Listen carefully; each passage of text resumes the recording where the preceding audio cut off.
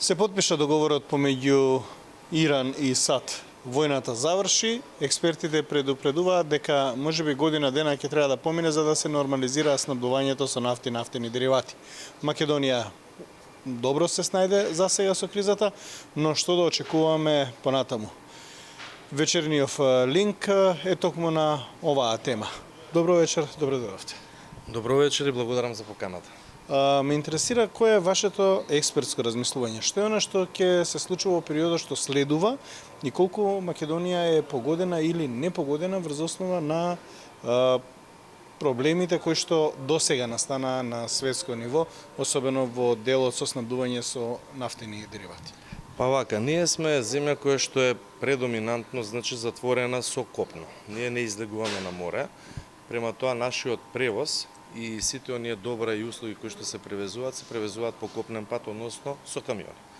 Во најголем дел 92%, железницата е многу малку застапена и најмалку е авионскиот сообраќај, бидејќи и најскап се разбира. Од друга страна, тој копнен сообраќај, односно тој транспорт предизвикува соодветни трошоци и за нашите транспортни компании, и за нашите извозни и увозни компании. Зошто? Затоа што кога се затвори Ормудскиот теснец и кога рипна многу високо цените на нафтата, тоа предизвика бумеранг ефект и на цените на самите услуги, бидејќи сепак најголем дел од возилата кои што возат 99% се на дизел, тоа предизвикува зголемување на таа цена, услугите исто така поскапуваат и се што се вози внатре во тие камиони поскапува. Што во превод значи дека имавме ни инфлаторни тенденции, инфлаторни движења во тој период на време. Еве гледате од неодамна и Народна банка минимално, но значајно ја покачи каматната стапка за 0,25% поени, што укажува дека се уште имаме нестабилност во однос на инфлаторните притисоци.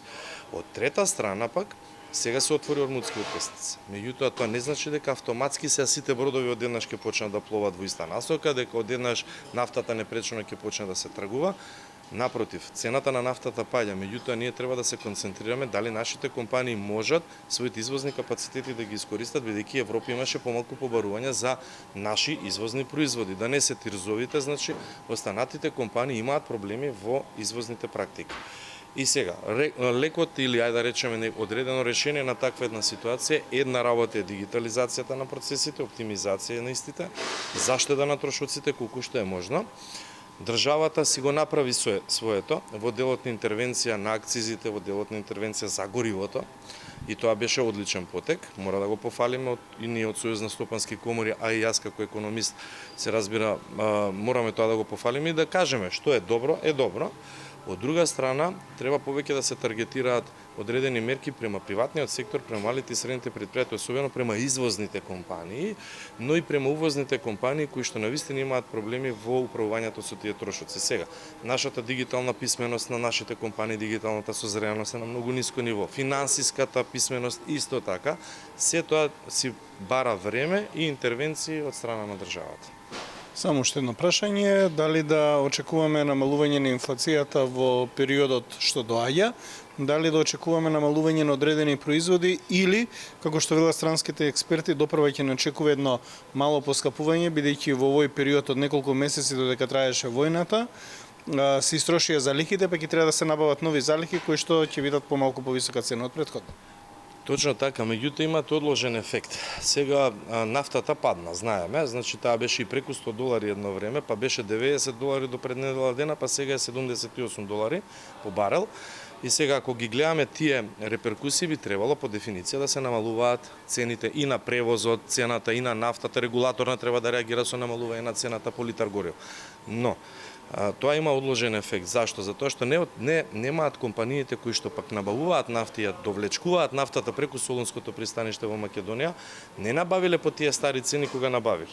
Сега, они кои ќе набават, ќе направат одреден пондер или по новите цени и тогаш и регулаторна ќе може реално да реагира и да ги намали тие цени, но тоа нема да дојде веднаш и одма.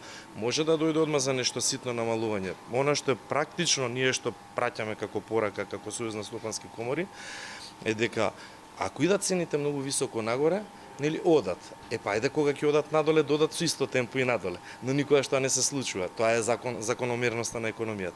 Од тој аспект гледано, добро е да ги пратиме комплетно процесите во однос на движењето на цените.